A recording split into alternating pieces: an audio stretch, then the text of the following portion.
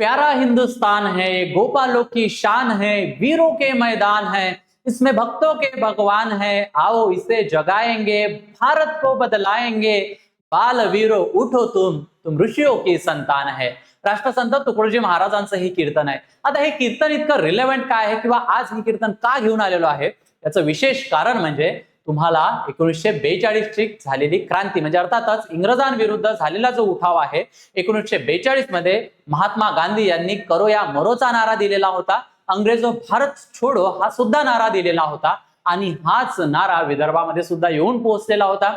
विदर्भामध्ये प्रामुख्याने चिमूर या ठिकाणी म्हणजे जे चंद्रपूर मधील जे एक ठिकाण आहे चिमूर या ठिकाणी एक महत्वाची क्रांती झालेली होती आणि ही क्रांती उभी राहण्यामागे एक महत्वाचं व्यक्तिमत्व राष्ट्रसंत तुकडोजी महाराज आणि तुकडोजी महाराजांच्या कीर्तनातून झालेली ही चिमूर क्रांती हेच आपण आजच्या व्हिडिओच्या माध्यमातून समजून घेणार आहोत। ज्या चिमूरला 1947च्या आधी स्वातंत्र्य मिळालेलं होतं। आपल्याला माहिती आहे 15 ऑगस्ट 1947 ला भारत देश स्वतंत्र झाला, पण त्या आधीच 1942 मध्ये चिमूर या ठिकाणी 3 दिवसांसाठी स्वातंत्र्य मिळालेलं होतं आणि हेच स्वातंत्र्य मिळण्याचं जे श्रेय आहे ते राष्ट्रसंत तुकडोजी महाराज यांनी केलेल्या कीर्तनातून उभी राहिलेली चिमूर क्रांती या ठिकाणी आपल्याला दिसून येते। हेच आपण आजच्या व्हिडिओच्या माध्यमातून समजून घेणार आहोत। हे इतिहासातलं प्रकरण नेमकं काय आहे जाणून घेणार आहोत। So hello aspirants, welcome to all. मी प्रतीक कुमार स्वागत करतो तुम्हा सर्वांचं पुन्हा एकदा एव्हनाइसच्या YouTube प्लॅटफॉर्म वरती। तुकडोजी महाराजांच्या कीर्तनातून पेटलेली चिमूर क्रांती ज्याने चिमूरला 3 दिवसासाठी स्वातंत्र्य मिळवून दिलेलं होतं 1942 मध्ये। आपण जाणून घेऊया, पण तत्पूर्वी तुम्ही जर राज्यसेवेसाठी तयारी करत असाल तर उत्तर लेखन झिरो टू हिरो हे पुस्तक मार्केटमध्ये अवेलेबल आहे। राज्यसेवेच्या मुख्य परीक्षेसाठी आन्सर रायटिंग महत्वाचा भाग आहे। त्याच अनुषंगाने या पुस्तकामध्ये मी लिखाण केलेलं आहे, मार्गदर्शन केलेलं आहे। निश्चितच तुमचा कॉन्फिडन्स आणि तुमचे मार्क्स वाढवून देणारे हे पुस्तक ठरू शकतं। मार्केटमध्ये जाऊन बुक स्टोअरला तुम्ही इन्क्वायरी करू शकता। चला आता आपण विषय बघूया, चिमूरचा उठाव। 1942 ला जे मी तुम्हाला कॉन्टेक्स्ट दिलेला आहे, महात्मा गांधी यांच्या माध्यमातून कसं आंदोलन उभं राहिलेलं आहे आणि कशा पद्धतीने ब्रिटिशांना इथून हाकलून द्यायचं आहे आणि भारताला स्वातंत्र्य मिळवून द्यायचं या पद्धतीने आंदोलन उभं राहिलेलं होतं। याच अनुषंगाने 8 ऑगस्ट 1942 रोजी गांधीजींनी करो या मरोचा नारा दिलेला होता। म्हणजे नागरिकांना सांगितलेलं होतं की पेटून उठा, आता आपल्याला स्वातंत्र्य मिळालंच पाहिजे। आणि हा जो नारा आहे तो विदर्भामध्ये सुद्धा येऊन पोहोचलेला होता। त्यातल्या त्यात प्रामुख्याने चिमूर या ठिकाणी सुद्धा तो पोहोचलेला होता आणि यामध्ये देशभरात संतापाची लाट जी पोहोचलेली होती ती लाट विदर्भामध्ये सुद्धा आलेली होती। मग तिथल्या स्थानिक लोकांनी काही मीटिंग्स भरवलेल्या होत्या आणि चिमूर मग हे या आंदोलनाचं एक महत्वाचं केंद्र बनलेलं होतं, जे इतिहासात पुढे जाऊन आपल्याला ही घटना प्रामुख्याने कन्सिडर करावी लागत आहे। बघा आता नेमकं मग झालं काय होतं, जे मी तुम्हाला सांगितलं की 9 ऑगस्टला जो क्रांतीचा नारा करो या मरोचा जो गांधीजींनी नारा दिलेला होता त्याच अनुषंगाने ठिकठिकाणी जे काही लोक ऍक्टिव्ह झालेले होते, सक्रिय झालेले होते, मीटिंग भरवत होते, याच अनुषंगाने 13 ऑगस्टला, आता ही टाइमलाईन खूप महत्वाची आहे लक्षात ठेवा, 13 ऑगस्टला काय झालेलं होतं तर राष्ट्रसंत तुकडोजी महाराजांना इथे बोलावण्यात आलेलं होतं आणि चिमूर या ठिकाणी ते 13 ऑगस्टला त्यांचं आगमन होतं, त्या ठिकाणी ते येतात आणि महत्वाचं म्हणजे 15 ऑगस्टला 13 ऑगस्टला ते आले आणि 15 ऑगस्टला एक ऐतिहासिक कीर्तन या चिमूर या ठिकाणी करतात। आणि तुम्हाला माहिती आहे राष्ट्रसंत तुकडोजी महाराजांचे जे वाद्य होतं खंजेरी, की बाबा रोज बजेगी खंजरी, आणि या खंजरीच्या माध्यमातून त्यांनी जी राष्ट्रभक्ती आहे, त्यांनी जे स्वाभिमान आहे आणि अन्यायाविरुद्ध जो संघर्षाचा जो संदेश आहे तो या कीर्तनातून मांडलेला होता आणि लोकांपर्यंत तो पोहोचवलेला होता। आणि मग ही जी काही सामाजिक चेतना आहे, ही जी काही आध्यात्मिक चेतना आहे, या चेतनेचं रूपांतर या कीर्तनाच्या माध्यमातून राजकीय चेतनेमध्ये तयार झालेलं होतं आणि यामधूनच राजकीय क्रांती घडलेली दिसते, चिमूरची क्रांती घडलेली दिसते।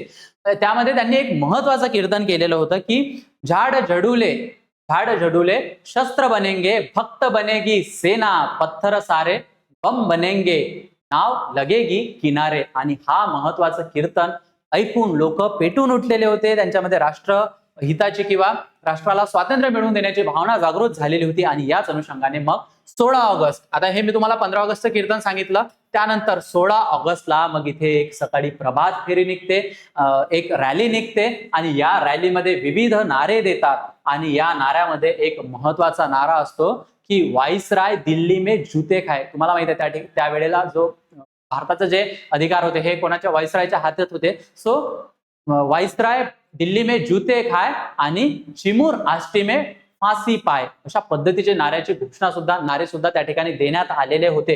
इतक्या पद्धतीचं तीव्र स्वरूपाचं आंदोलन उभारण्यात आलेलं होतं आणि यालाच दमन करण्यासाठी मग इंग्रज अधिकारी जे होते, त्या ठिकाणचे जे काही लोकल्स होते, ब्रिटिश प्रशासन होते, यांनी या मिरवणुकीला रोखलेलं होतं.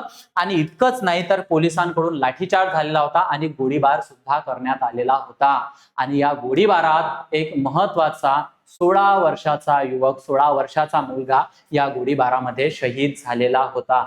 आणि शहीद झाल्यानंतर हे आंदोलन अजून तीव्र स्वरूपाचं आपल्याला पेटलेलं दिसतं आणि वातावरण अत्यंत तणावपूर्ण झालेलं दिसतं. ठीक आहे. आणि मग आपण जर 16 तारखेची जर गोष्ट केली तर अवघ्या 16 वर्ष वय असणारा कोण, बाळाजी रघोबा रायपूरकर हा पहिला हुतात्मा 1942च्या क्रांतीतला आपल्याला शहीद झालेला पाहायला मिळतो. बघा, अवघ्या 16व्या वर्षी राष्ट्रासाठी हौतात्म्य प्राप्त करणं किंवा राष्ट्राच्या नावाने आपलं बलिदान देणं है ना, हे नाव आपल्याला हिस्ट्रीमध्ये निश्चितच लक्षात ठेवावं लागेल. आणि हिस्ट्रीमध्ये प्रश्न सुद्धा यावर विचारले जातात, सो लक्षात असू द्या. त्यांच्या मृत्यूने काय झाले की जनतेचा संताप अनावर झाला आणि संपूर्ण चिमूर मग आंदोलनात सहभागी झालं. संपूर्ण चिमूर म्हणजे सर्वच लोक त्यामध्ये आले, मग लहानांपासून मोठ्यांपर्यंत, पुरुषांपासून स्त्रियांपर्यंत. आणि मग यामध्ये काय झालं तर पोलीस ठाण्यावर हल्ला करण्यात आला. एक जे ब्रिटिशचे जे अधिकारी होते, दुंगाजी आणि सुनवणे नावाचे, यांना सुद्धा या ठिकाणी जाळण्यात आलं, पोलीस स्टेशन पेटवून देण्यात आलं. आणि या पोलीस स्टेशनवर जो इंग्रजांचा फ्लॅग होता, ज्याला युनियन जॅक म्हटलं जातं, तो युनियन जॅक उतरवण्यात आला आणि त्या ठिकाणी भारताचा तिरंगा त्या ठिकाणी फडकवण्यात आला. आणि मग 16, 17, 18 अशा 3 दिवसांसाठी, किती दिवसांसाठी, 3 दिवसांसाठी चिमूर या ठिकाणी स्वातंत्र्य मिळालेला आपल्याला दिसतंय. पारतंत्र्यातून 3 दिवसांसाठी हा चिमूर हे ठिकाण काय आलेलं होतं, त्यांनी स्वातंत्र्य मिळवलेलं होतं.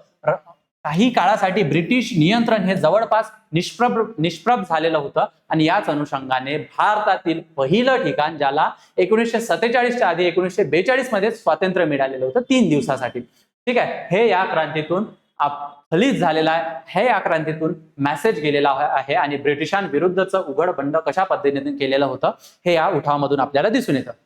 आता जेव्हा हा उठाव झालेला असेल, सो निश्चितच ब्रिटिशांनी यावर कठोर कार्यवाही केलेली असेल. दडपशाही आणि अटक सत्र यांनी सुरू केलेलं होतं, सैन्य बोलावलेलं होतं, त्यानंतर गावाला वेढा दिलेला होता, शेकडो अटक केलेल्या होत्या, अनेकांवर खटले चालवलेले होते, काही आरोपींना मृत्यूदंडाची सुद्धा शिक्षा देण्यात आलेली होती. 20 नावं जवळपास आपल्याला या मृत्यूदंडामध्ये दिसून येतात. आणि जवळपास 28 जणांना आजन्म कारावास किंवा कारावासाची शिक्षा देण्यात आलेली होती. यामध्ये जर नाव जे राष्ट्रसंत तुकडोजी महाराजांनी कीर्तन केलेलं होतं, सो इंग्रजांनी त्यांच्यासाठी सुद्धा सापळा रचलेला होता. गुप्तहेर त्यांच्यासाठी नेमण्यात आलेले होते, त्यांना सुद्धा पकडण्यात आलेलं होतं. आणि राष्ट्रसंत तुकडोजी महाराजांना मग नागपूरच्या जेलमध्ये सुद्धा ठेवण्यात आलेलं होतं. तिथून पुढे सुद्धा मग त्यांना दुसऱ्या जेलमध्ये हलवण्यात आलेलं होतं. सो एक राष्ट्रसंत आपल्या कीर्तनाच्या माध्यमातून कशा पद्धतीची प्रेरणा तयार करू शकतो, कशा पद्धतीची राष्ट्र निर्माणाची भावना किंवा राष्ट्राला स्वातंत्र्य मिळवून देण्यासाठीचं आंदोलन आणि त्यामधून उभी झालेली ही क्रांती म्हणजे चिमूर क्रांती. यालाच आष्टी चिमूर प्रकरण म्हणून सुद्धा ओळखण्यात येतं. आष्टी हे वर्ध्यामधलं एक ठिकाण आहे. राष्ट्रसंत तुकडोजी महाराजांच्या कीर्तनामधून अनेक गावागावामध्ये लोक तयार झालेले होते. ठीक आहे. अशाच पद्धतीचं एक गाव आहे अमरावती शहरातील यावली म्हणून, त्या ठिकाणी सुद्धा लोकांनी सक्रिय सहभाग नोंदवलेला होता. ठीक आहे. सो मग काय झालेलं आहे की गांधीजीसह अनेक नेत्यांनी यामध्ये हस्तक्षेप केला आणि बऱ्याच लोकांच्या मग मृत्यूदंडाची जी काही शिक्षा आहे ती रद्द करण्यात आलेली होती. त्या ठिकाणी चिमूरचे सप्तर्षी म्हणून यांना ओळखण्यात येतं. हे नावं एकदा तुम्ही बघून घ्या. सो या पद्धतीनं ब्रिटिशांनी कठोर प्रतिसाद दिलेला होता. आणि इतकंच नाही तर चिमूर या गावावर 1 लाख रुपयांचा काय लावलेला होता, जुर्माना सुद्धा लावण्यात आलेला होता. आणि त्या लोकांकडून मग जे काही स्त्रियांचं सोनं नाणं आहे, जी काही साधन संपत्ती आहे, घरचा जो दाना पाणी आहे, ते सुद्धा त्या इंग्रजांनी काय केलेला होता, आपल्या कब्जामध्ये घेतलेला होता. आणि त्यामधून हरजाना म्हणून 1.5 लाख रुपये वसूल केलेले होते. आणि अशा पद्धतीनं ब्रिटिशांचा कठोर प्रतिसाद राहिलेला होता. आणि जे त्या ठिकाणचं चांदा, म्हणजे आताचं जे चंद्रपूर आहे त्याला चांदा म्हणून ओळखायचे, त्या चांदाचे डीएम सुब्रमण्यम यांनी एक्स्ट्रा जे फोर्स आहे ते चिमूर या ठिकाणी पाठवलेली होती. आणि त्या अनुषंगाने मग या चिमूर उठावाचं दमन करण्यात आलेलं होतं. आय होप हा टॉपिक तुम्हाला लक्षात आलेला असेल आणि कीर्तनातून कशा पद्धतीनं क्रांती उभी राहिली आणि चिमूरचा उठाव कशा पद्धतीने झाला तुम्हाला हे समजलेलं असेल. मग आता या चिमूर उठावाचं महत्व काय आहे, तर सर्वात महत्वाचं जे इतिहासामध्ये ज्या काही मोठ्या मोठ्या गोष्टी, मोठी मोठी पुस्तकं आहेत, त्यामध्ये त्या छोट्या छोट्या घटना काय दबून बसलेल्या असतात. तो निश्चितच जरी या प्रामुख्याने समोर आलेला नसला तरी इतिहासामध्ये त्यांना स्थान आहे. भारत छोडो आंदोलनामध्ये विदर्भाची प्रामुख्याने भूमिका राहिलेली आहे. तुम्हाला जर आन्सर रायटिंग रिलेटेड या पद्धतीचे प्रश्न विचारण्यात आले भारत छोडो आंदोलनाबाबतीत, सो निश्चितच हे पॉईंट्स तुम्हाला कनेक्ट करता येतात. ग्रामीण भारतातील स्वातंत्र्य चेतनेचं उदाहरण, ग्रामीण भारतात सुद्धा स्वातंत्र्य चेतना कशा पद्धतीने पेटली आणि महाराजांचा, राष्ट्रसंत तुकडोजी महाराजांचा काय हातखंडा त्यामध्ये होता, काय हात राहिलेला आहे हे सुद्धा आपण बघितलेलं आहे. सामान्य नागरिकांचा ब्रिटिश सत्तेविरुद्धचा संघर्ष असेल विदर्भाच्या इतिहासातील, मग ही चिमूर क्रांतीची घटना एक अभिमानास्पद बाब आपल्याला म्हणता येईल. आणि चिमूर मग हे एक गाव नव्हते तर स्वातंत्र्याच्या ज्वालेने पेटलेली काय होती, जनशक्ती होती. आणि विशेष महत्वाचं म्हणजे सुभाषचंद्र बोस हे सुद्धा सक्रिय होते. ठीक आहे, त्या काळामध्ये विविध देशांमध्ये ते फिरत होते भारताला स्वातंत्र्य मिळवून देण्यासाठी. याच अनुषंगाने ते बर्लिन या ठिकाणी होते. आणि विशेष म्हणजे चिमूर क्रांतीच्या नावाने त्यांनी बर्लिनवरून एक संदेश दिलेला होता. हा संदेश काय होता तर इंग्रजांविरुद्ध जे बंड सुरू झालेला आहे, जे बंड पुकारलेलं आहे आणि इंग्रजांना सुरुंग लावण्याचं काम जे आहे ते या चिमूर क्रांतीने केलेलं आहे, या चिमूर उठावानी केलेलं आहे, अशी सुद्धा नोंद सुभाषचंद्र बोस यांनी घेतलेली होती. सो आय होप हा टॉपिक तुमच्या लक्षात आलेला असेल. बऱ्याच नव्या गोष्टी तुम्हाला या व्हिडिओच्या माध्यमातून माहिती पडल्या असेल. तुम्हाला कसा हा टॉपिक वाटला मला कॉमेंट सेक्शन मध्ये सांगायचं आहे. आणि या आधी तुम्हाला या प्रश्नाचं उत्तर द्यायचं आहे. एकदा प्रश्न बघून घ्या, या प्रश्नाचं उत्तर कॉमेंट सेक्शन मध्ये द्यायला विसरू नका. आणि समर्पण नावाची बॅच आम्ही लॉन्च केलेली आहे. 29,999 रुपये इतक्या माफक दरात लाईव्ह प्लस रेकॉर्डेड स्वरूपाची बॅच असणार आहे. त्यामध्ये विशेष महत्वाचं काय तर लाईफ टाईम व्हॅलिडिटी या बॅचची असणार आहे. Prelims plus mains, basic to advance, NCERT coverage, answer writing practice, PYQ analysis, study notes, test series plus 1-to-1 mentorship सुद्धा. तुम्हाला काय करायचं आहे, माझा कुपन कोड यूज करायचा आहे प्रतीक सर म्हणून आणि या बॅचवर भरघोस डिस्काउंट मिळवायचा आहे. मी माझा नंबर तुमच्याशी शेअर करायचा. तुम्हाला काही क्वेरीज असेल, काही कॉन्टॅक्ट करायचा असेल, काही गायडन्स हवं असेल, निसंकोचपणे कॉन्टॅक्ट करू शकता. एव्हनाइसचं ऍप्लिकेशन डाउनलोड करायला विसरू नका.